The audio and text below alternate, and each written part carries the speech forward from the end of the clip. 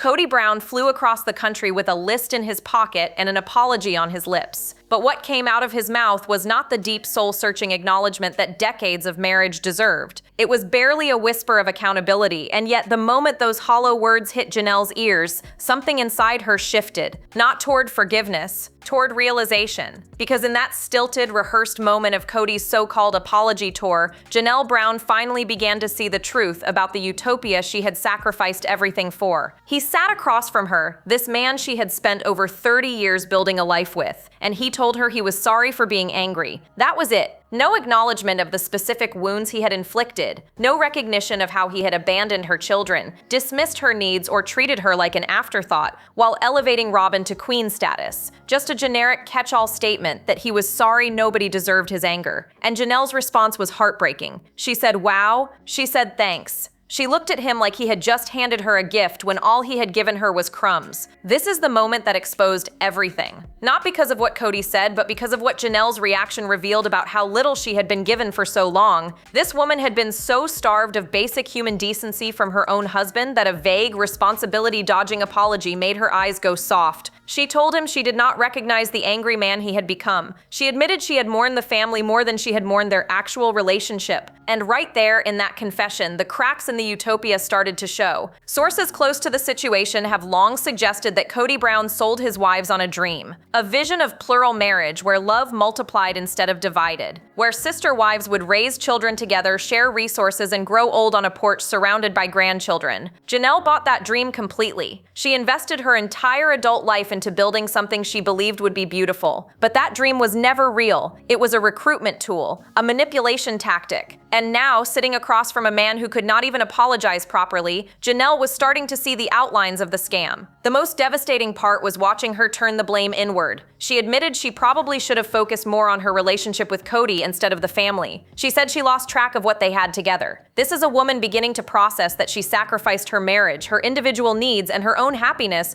on the altar of a collective dream that her husband never actually believed in. Kody wanted the family concept when it served him. He wanted the loyalty, the labor, the income, and the children, but he never wanted to do the work of actually building a functional plural family. And this was only the beginning of what would be exposed. To understand how deeply Janelle Brown was deceived, you have to go back to the beginning. Back to the promises that were whispered into her ear when she first entered this family. Back to the glittering vision of plural marriage that was painted so beautifully she gave up her entire life to chase it. Because Janelle did not stumble into polygamy by accident. She was recruited with a dream. And that dream was nothing short of a utopia. Insiders familiar with fundamentalist polygamous communities have long revealed how the recruitment process works. Women are not sold on the idea of sharing a husband. That would never work. Instead, they are sold on sisterhood, on community, on the promise that they will never be alone. The pitch goes something like this. You will have sister wives who become your best friends. You will raise your children together in one big loving household. You will share the burdens of life, so no single woman has to carry everything alone. And when you are old and gray, you will sit on a porch surrounded by your sister wives, watching your grandchildren play, knowing you built something beautiful together. Janelle has admitted on camera that she completely bought into this elevated concept.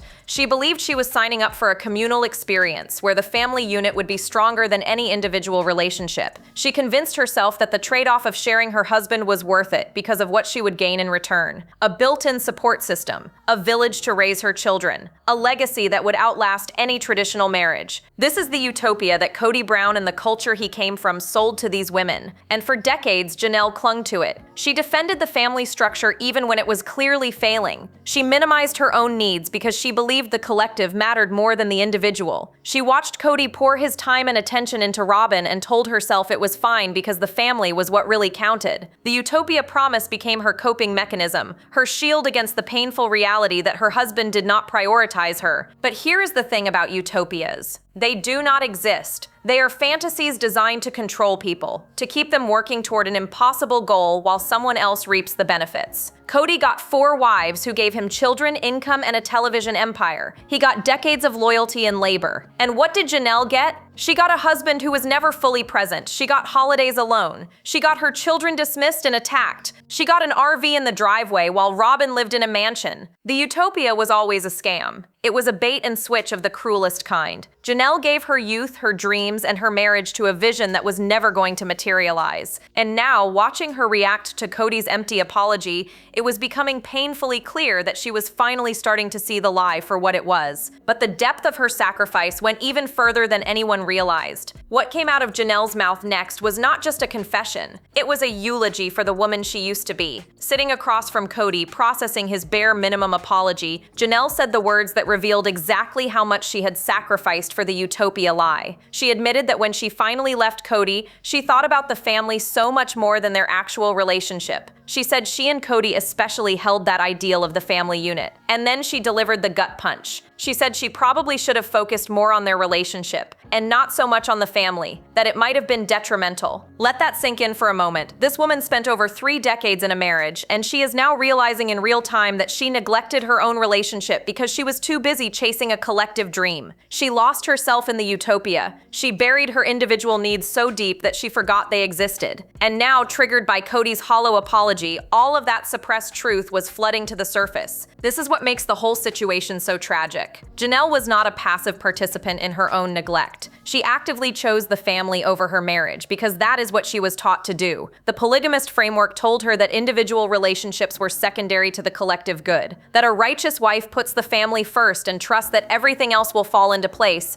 So she did exactly that. She sacrificed her marriage on the altar of an ideal that her husband was never actually committed to building. Reports from those who have left similar plural marriage structures reveal this is an incredibly common pattern. Women are conditioned to believe that prioritizing their individual relationship with their husband is selfish. They are told that jealousy is a sin and that wanting more time or attention is a character flaw. So they learn to suppress those needs. They convince themselves that the family is enough. And by the time they realize they have been running on empty for decades, they do not even know who they are anymore. Janelle's confession was heartbreaking because it showed a woman waking up to her own disappearance. She had been so focused on maintaining the illusion of a functional plural family that she forgot to fight for herself. She stopped asking for what she needed. She stopped expecting Kody to show up for her. And when he inevitably failed her over and over again, she blamed herself for not being more invested in the family rather than blaming him for never being invested in her. This is the cruel genius of the Utopia scam. It turns the victims into their own jailers. Janelle did not need Kody to gaslight her anymore. She had internalized the manipulation so completely that she was doing it to herself. And watching her arrive at this realization was like watching someone discover they had been robbed decades ago. But the evidence of the scam went far deeper than her confession revealed. Here is the brutal truth that makes Janelle's sacrifice even more devastating. The Utopia she gave everything for never actually existed. Not for a single day. The Brown family was sold to the world as a model of plural marriage done right. Love multiplied, not divided. One big happy family working together toward a common goal. But behind the cameras, the reality was chaos, competition, and dysfunction from the very beginning. Think about what we have witnessed over 15 years of this show. The Browns never lived communally. They started in one house in Lehi, Utah, but even then, the wives had separate apartments and separate lives. Then they fled to Las Vegas, where they lived in 4 separate houses on a cul-de-sac. Then Flagstaff, where they scattered across the city in different rentals while the Coyote Pass dream rotted in the desert. At no point did this family actually function as the unified collective they claimed to be building. Janelle talked about mourning the ideal of what they were trying to do. But what were they actually trying to do? Because from where viewers sat, it looked like 4 women competing for scraps of attention from a man who could barely manage one relationship, let alone 4. The kids were divided by household, the wives were divided by jealousy and favoritism, and Kody was divided by his own inability to show up consistently for anyone except Robyn. Word on the street has always suggested that Kody used the family concept as a shield. Whenever a wife wanted more from him individually, he would pivot to talking about the family. Christine experienced this firsthand during their counseling sessions. She was begging for a real relationship with her husband, and all he could talk about was the collective. The family became his excuse for never having to be fully present with anyone. He could spread himself thin and call it righteousness instead of what it actually was, which was avoidance and neglect. The fights we witnessed on camera were just the tip of the iceberg. The arguments about housing, the battles over Coyote Pass, The pandemic rules that conveniently kept Kody at Robyn's house while his other wives and children were left in isolation. This was not a family working toward unity. This was a family being systematically dismantled by a man who wanted the benefits of plural marriage without any of the responsibilities. Janelle mourned something that was never real. She grieved an ideal that existed only in recruitment speeches and vision boards. The porch full of sister wives growing old together was a fantasy. The communal child rearing was a myth. The love multiplied was actually love hoarded by one wife, while the others fought over whatever was left. And the cruelest part is that Janelle knew this on some level. She watched it fall apart for years. But she had invested so much of herself into the dream that admitting it was fake meant admitting her sacrifice was for nothing. But Kody's manipulation went even further than broken promises. Kody Brown did not just fail to build the utopia he promised. He actively weaponized the concept of family against any wife who dared to want more. This was his signature move. Whenever a woman in his life asked for individual attention, for a real relationship, for him to actually show up as a husband, he would deflect by invoking the sacred family unit. And this pattern of manipulation kept his wives trapped for decades. Christine Brown learned this lesson the hard way. When their marriage was falling apart and she desperately tried to save it through counseling, she sat across from Kody hoping to reconnect as partners. She wanted to talk about their relationship, their intimacy, their future together as a couple. But every time she tried to steer the conversation toward their marriage, Kody redirected to the family. He could not or would not engage with her as an individual. The collective was his hiding place, and he retreated there whenever real emotional work was required. Janelle experienced the same dismissal in different ways. When she needed housing, Kody did not care. When she wanted to build on Coyote Pass and finally have a home of her own, he showed zero urgency. When her children needed a place to live during the pandemic, his response was to suggest kicking them out so he could maintain his precious protocols. The same man who preached about family unity was willing to exile his own stepchildren because their existence was inconvenient to his comfortable life with Robyn. Sources close to the family have suggested this was always Kody's game. He demanded absolute loyalty to the family concept while never actually investing in the family himself. The wives were expected to sacrifice their individual needs for the collective good. They were supposed to suppress jealousy, accept unequal treatment, and keep smiling for the cameras. But Kody was exempt from those same sacrifices. He got to pick favorites. He got to spend his time wherever he wanted. He got to build a mansion with Robyn, while Janelle lived in an RV. The family was never a genuine priority for Kody. It was a tool, a mechanism of control that allowed him to extract maximum labor, loyalty, and income from 4 women while giving back the absolute minimum. When the family served his interests, he championed it loudly. When individual wives needed him to step up, suddenly the family was too complicated, too demanding, too fractured to address their concerns. This is why Janelle's confession was so painful to hear. She blamed herself for focusing too much on the family and not enough on her relationship with Kody, but she had it backwards. She focused on the family because Kody made it impossible to focus on anything else. He set up the system so that any wife who prioritized her individual marriage was labeled selfish or divisive. The women were trapped in a rigged game where the only acceptable move was self-sacrifice. And that sacrifice came at a devastating psychological cost. Janelle Brown is one of the most fascinating psychological studies in reality television history, because unlike Christine, who eventually exploded with rage,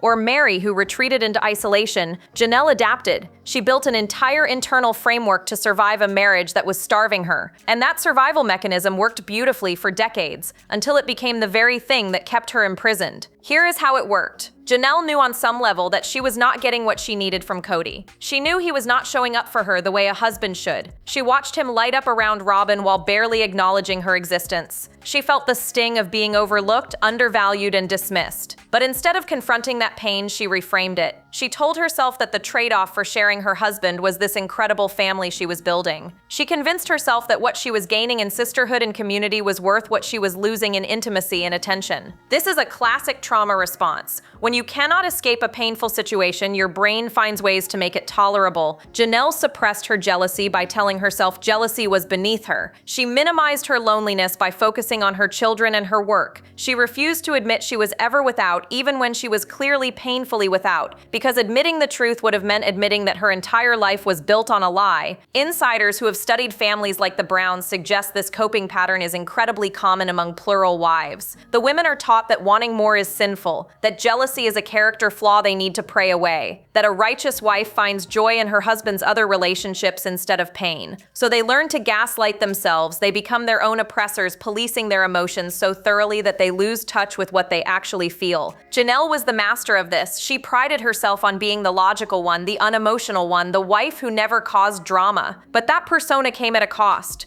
She had to bury her needs so deep that she forgot they existed. She had to convince herself that crumbs were a feast. And when Kody failed her over and over again, she did not blame him. She blamed herself for not being committed enough to the family ideal. This is why her reaction to Kody's apology was so heartbreaking. A normal person would have demanded more. They would have said that sorry for being angry is not enough. But Janelle had spent 30 years training herself to accept the minimum. Her survival mechanism had lowered her expectations so completely that a hollow apology felt like a gift. The armor she built to protect herself had become a cage, and watching her sitting across from Kody, grateful for scraps, was like watching someone who had forgotten they deserved a full meal. But while Janelle struggled to see the truth, someone else's reaction exposed everything. While Janelle was processing her decades of sacrifice, Robyn Brown was having a very different reaction to a very simple question, and her response blew the lid off the entire Utopia scam in a way that no confession from Janelle ever could. Because when producers asked Robyn how she would feel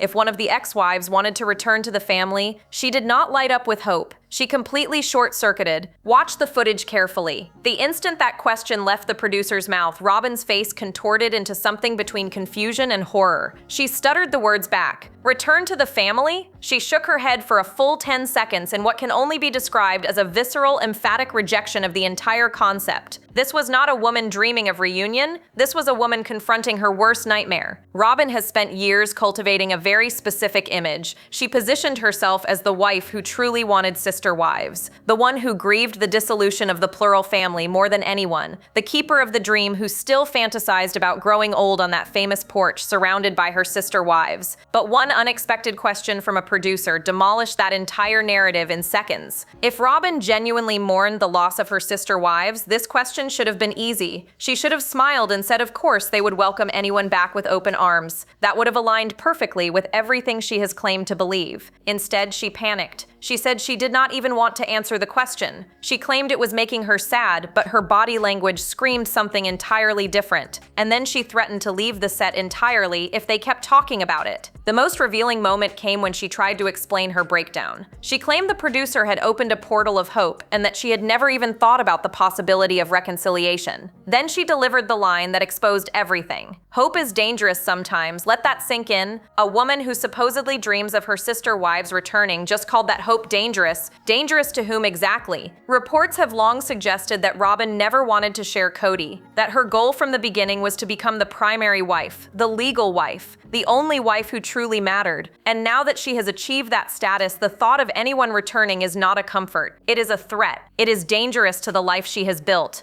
Dangerous to her uncontested access to Kody. Dangerous to the resources she no longer has to share. Robyn's panic proved what Janelle was only beginning to realize. The Utopia was never real because the people at the center of the family never actually wanted it. Kody used it to control his wives. Robyn used it as a stepping stone to monogamy. And the women who genuinely believed in the dream were left holding the broken pieces of their sacrifice. But the true cost of this scam went far beyond the wives themselves. The wives were not the only ones who sacrificed everything for Kody Brown's Utopia scam. There is an entire generation of children who grew up believing they were part of something special, only to watch it crumble around them, and the wreckage of their childhoods is perhaps the most damning evidence that the Plural family dream was rotten from the start. Janelle sat across from Kody during that apology meeting and said she was grateful the kids were all still siblings, but that statement requires serious examination, because the reality is far more fractured than she made it sound. There are 18 children in the Brown family, and they are not all functioning as one unified sibling group. The kids from Christine, Janelle, and Mary share bonds that were forged through years of living in proximity and shared experiences. But Robyn's 5 children exist in an entirely different orbit. They were never truly integrated into the sibling collective the way the original kids were. Sources close to the family have revealed that several of Kody's children from his first 3 wives have little to no relationship with Robyn's kids. The divide is not subtle. It is a canyon that runs straight through the middle of this supposedly unified family. And that canyon was dug by years of favoritism favoritism, unequal treatment, and Kody's systematic abandonment of his older children in favor of the life he was building with Robyn. Think about what these kids witnessed growing up. They watched their father pour his time and attention into one household while neglecting theirs. They heard him speak publicly about not even liking some of his own children. They experienced the pandemic protocols that kept him away from their homes for months while he lived comfortably with Robyn and her kids. Garrison, Gabriel, Gwendolyn, Paydon, and others have all spoken publicly about the pain of being dismissed by their own father. And the verbal attacks were not just private family matters. Kody went on camera and annihilated his own children. He accused them of disrespect. He blamed them for the family breakdown. He made it clear that his relationship with Robyn's children took priority over his relationships with the kids who had known him their entire lives. The message was devastatingly clear. Some children mattered and some did not. Janelle's children needed housing during a crisis, and Kody's solution was to suggest kicking them out. Christine's children watched their father check out of their lives entirely. Mary's daughter Mariah has navigated a complicated relationship with a father who was never fully present. These are the real victims of the Utopia scam. Kids who were promised a big, loving family and instead got a front row seat to favoritism, neglect, and eventual abandonment. The sibling bonds Janelle praised are real for some of the children, but they exist despite Kody, not because of him. The kids who remain close chose each other. They built those relationships on their own while their father was busy playing favorites. But amidst all this destruction, there was one woman finally building something new. There is something quietly revolutionary happening in Janelle Brown's life. While Kody tours around delivering hollow apologies and Robyn hides in her Flagstaff mansion terrified of hypothetical reunions, Janelle is doing something she should have done decades ago. She is building a life entirely for herself, and this time the utopia she is creating does not include Kody Brown. Reports confirm that Janelle is constructing a house in North Carolina, not a rental, not an RV, not a temporary solution while she waits for Coyote Pass to materialize, an actual home that belongs to her. After 30 years of being shuffled between inadequate housing situations while Robyn lived in mansions, Janelle is finally investing in her own future, and the symbolism of that decision is impossible to ignore. This is a woman who spent her entire marriage putting the collective first. She downplayed her own needs, she accepted substandard living conditions because the family supposedly could not afford better. She watched Kody pour resources into Robyn's homes while she made do with whatever scraps were left. But now, free from the weight of that dysfunctional system, she is prioritizing herself in ways she never allowed before. The shift in Janelle has been visible throughout this season. In her talking head interviews, she says things she would never say to Kody's face. She admits she does not recognize the man he became. She acknowledges the manipulation, even if she struggles to name it directly. There is a growing awareness in her words, a sense that the fog is lifting and she is finally seeing the landscape of her marriage for what it truly was. But old patterns die hard. Watching Janelle interact with Kody during that apology meeting was painful precisely because you could see her fighting two versions of herself. The awakened Janelle, who knows she deserves better, was at war with the conditioned Janelle, who spent 30 years accepting crumbs. Her daughter Savannah even asked her directly if Kody was just trying to swoop back in and manipulate her. The fact that her own child felt the need to issue that warning speaks volumes about what this family has witnessed. Janelle is not going back to Kody. She has made that clear through her actions, even when her words sometimes wobble. She is building roots on the opposite side of the country from Flagstaff.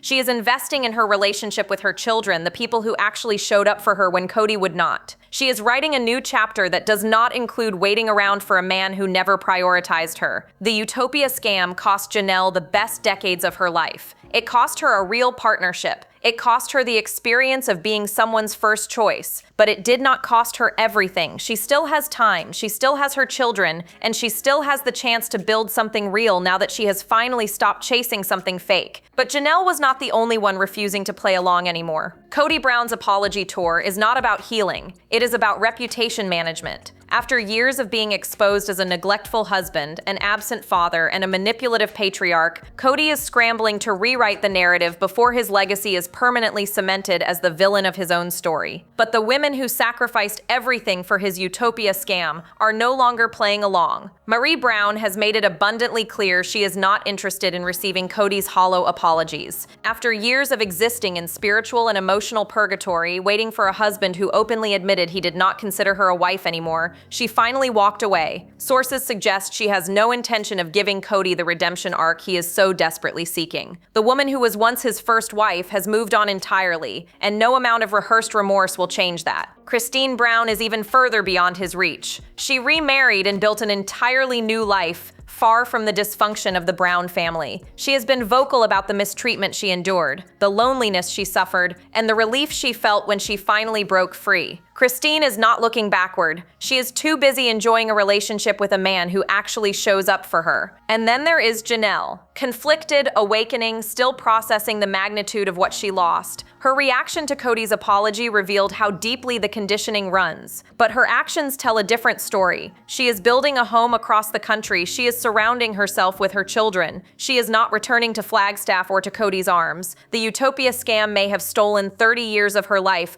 but it will not steal whatever time she has left. Robyn remains locked in her mansion with a man she fought so hard to keep, but the victory feels hollow. She threatened to walk off set rather than discuss the possibility of reconciliation. She called hope dangerous. She exposed herself as someone who never actually wanted the Plural family she spent years pretending to grieve. The mask slipped, and what viewers saw underneath was not a heartbroken sister wife. It was a woman terrified of losing her grip on what she won. The Brown family utopia was always a lie. It was a recruitment tool, a manipulation tactic, and a mechanism of control that allowed Kody to extract maximum benefit while giving minimum effort. The women who believed in it paid with their youth, their dreams, and their sense of self. The children who grew up in it paid with fractured relationships and absent fathers. And now, as the dust settles, the only people left defending the dream are the two who benefited most from its destruction. Kody can apologize all he wants, but apologies without accountability are just performances. And these women have watched enough performances to last a lifetime. So tell me, do you think Kody's apology tour is genuine remorse or just damage control? Drop your thoughts below. Like, subscribe, and stay tuned. The next video is waiting, and you will not want to miss what is coming next.